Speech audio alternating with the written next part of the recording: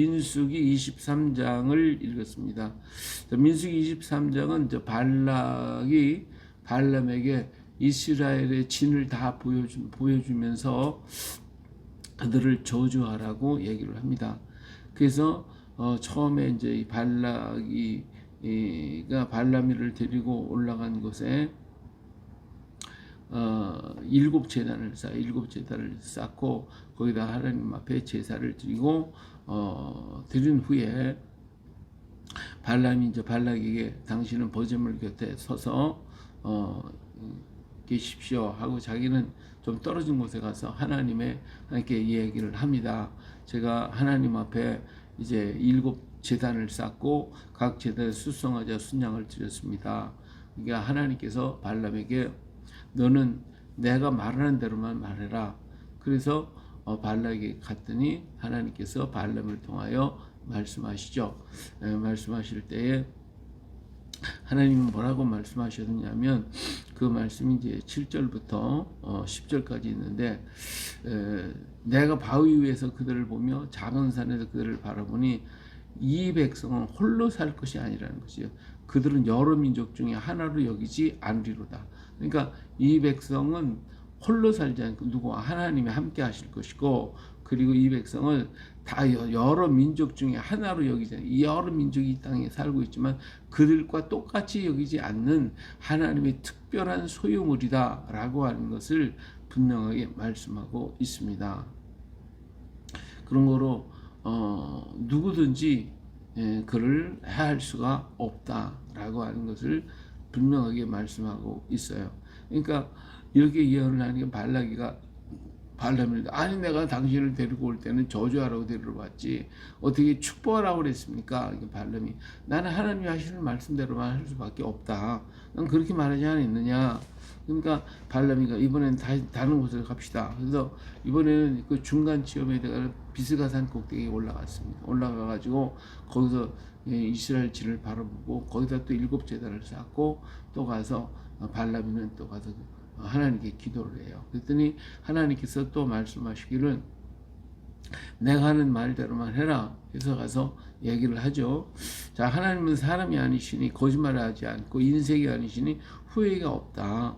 그래서 하나님이 하신 일을 다 실행할 것이다. 내가 축복할 것을 받았으니 그가 주신 복을 내가 돌이키지 아니하리라 하시면서 야곱의 허물을 보지 아니하고 이스라엘의 그동안 수없이 많은 반역을 했지만 반역을 보지 아니하시고 그들의 하나님이 그들과 함께 계시니 왕을 부르는 소리가 그들 중에 있다 이렇게 얘기를 하고 야곱을 해할 점술도 없고 이스라엘 해할 복술도 없다라고 이렇게 분명하게 이야기를 하면서 이 백성이 암사자같이 일어나고 수사자같이 일어나서 움킨 것을 먹으며 죽은 피를 마시기 전에는 눕지 아니하리라.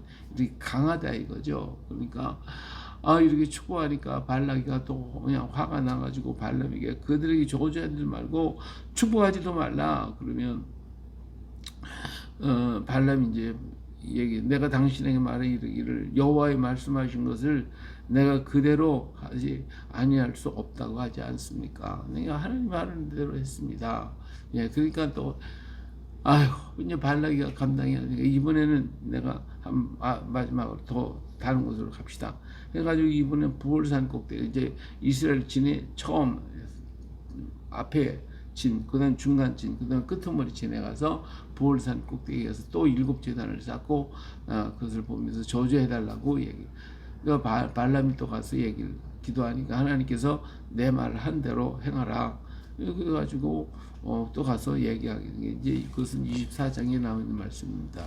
자, 오늘 여기는 23장에서 하나님은 발람에게 얘기하라는 대로 발람 가서 얘기를 했어요. 여기까지는 잘했어요. 우리가 할 것은 다른 거 없어요. 하나님이 하라고 하신 말씀 그대로 가서 전하는 거예요.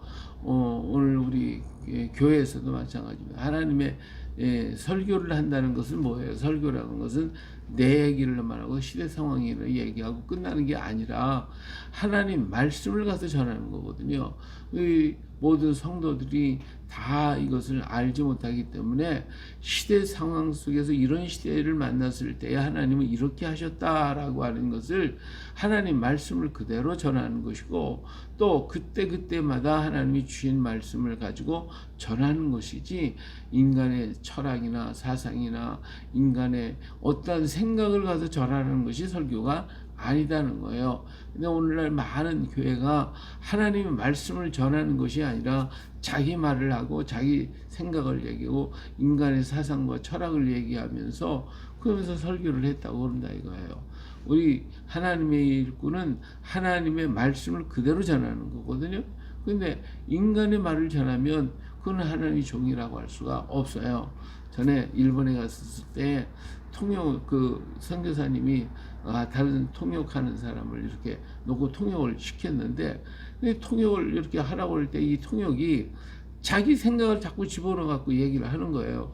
선교사님이 얘기하는 그대로 얘기를 해야 되는데 그렇게 안 하고 얘기를 듣고서는 자기 생각을 얘기해 주는 거예요. 그러니까 엉뚱한 얘기가 나오는 거죠. 엉뚱한 뜻이 전혀, 여기 이렇게 얘기는 여기 저렇게 통역을 해보니까 이거는 통역이 아니죠. 결국은 그런 통역을 쓸 수가 없는 거잖아요.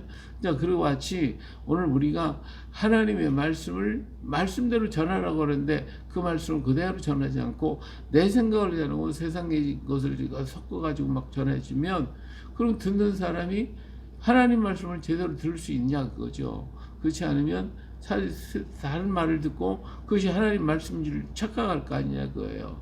그래서 하나님 말씀은 더하지도 말고 덜하지도 말라고 그랬어요. 그러니까 하나님 말씀을 말씀 그대로 전하는 것이 우리가 해야 할 사명이다 라고 하는 것입니다. 그러니까 발락에게 내가 하나님이 말씀하신 그대로 전하는 전한 것밖에 없습니다. 그렇게 한다고 하지 않았습니까?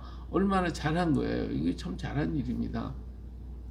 자, 그러면 여기서 이제 그 말씀을 들은 사람은 자기의 목적과 자기의 뜻을 이루려고 하고 있는데, 발락일은 어떻게든 이스라엘을 저주하려고 하는 것이거든요.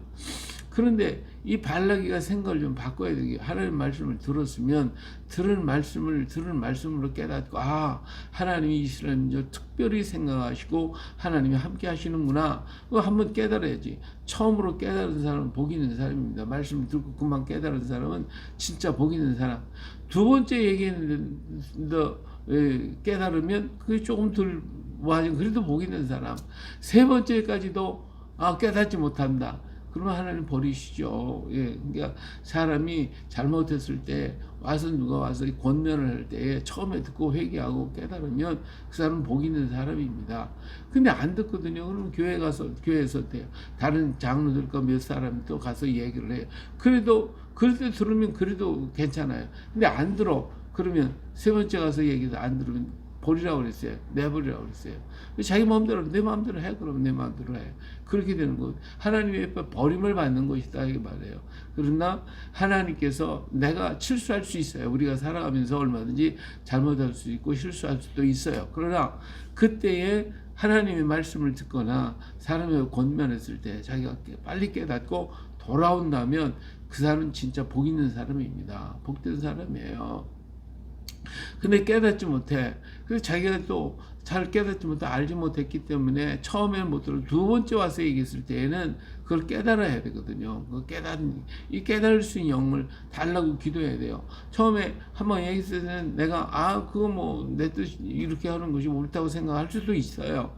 그런데 그 얘기를 들었을 때 다른 사람이 너 잘못됐다, 이게 아니다 라고 말했을 때에 우리 하나님께 기도할 수 있어야 되잖아요. 하나님, 정말 내가 잘못된 것입니까? 어떤 것이 잘못된 겁니까? 한번 물어보며 기도하고 묵상하고 더욱 한번 심각하게 생각을 해봐야 할 거 아니에요?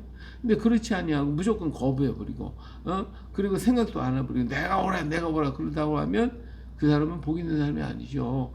근데 두 번째 와서 얘기를 했다. 근데 내가 뭔가 정말 이건 심각한 문제구나 깨닫고, 지금까지 처음에 얘기했을 때 한번 기도한 사람은 다시 자기를 돌아볼 수 있는 기회가 되고, 하나님이 그것이 옳고 그르다는 것을 깨닫게 만들어 주시는 거니까, 그러면 두 번째 와서 얘기할 때 자기가 회개하면, 그러면 그 사람은 복 있는 사람이에요. 그래서 바르게 갈 수가 있으니까.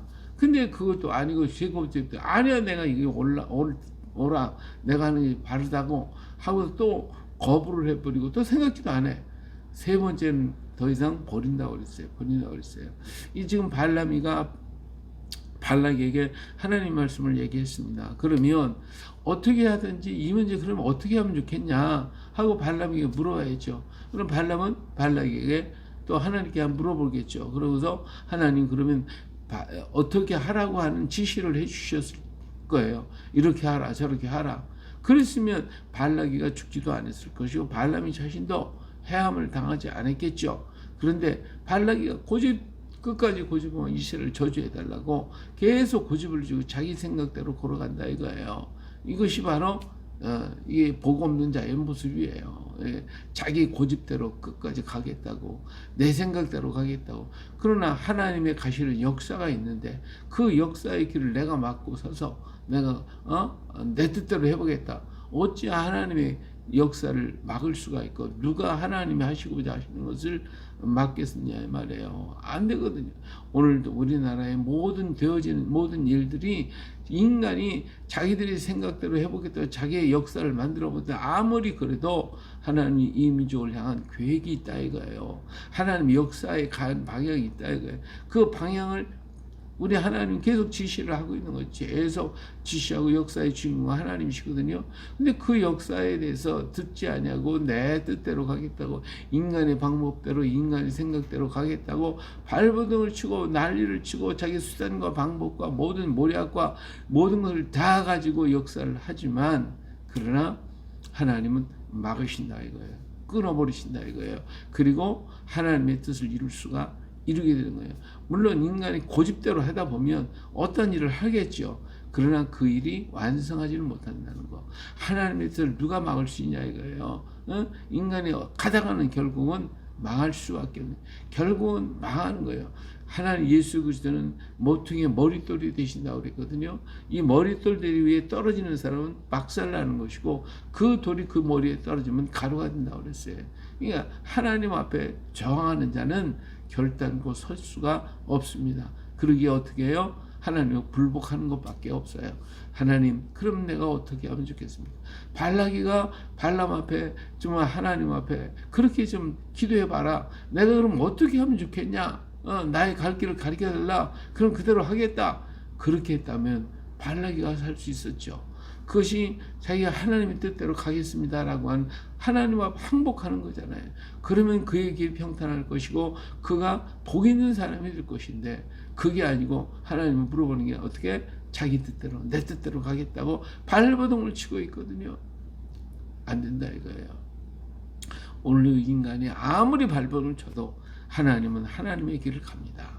거기에 도전하는 자는 다 망할 수밖에 없습니다.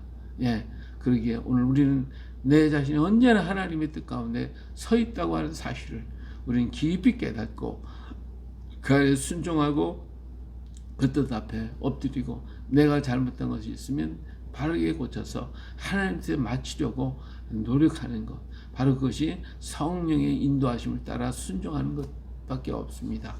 그것이 내가 행복이고 그것이 내가 사는 길이니, 오늘도 주님의 말씀에 순종해서 하나님의 뜻대로 걸어가는 오늘 우리가 되어줄 수 있기를 주의 이름으로 축복합니다.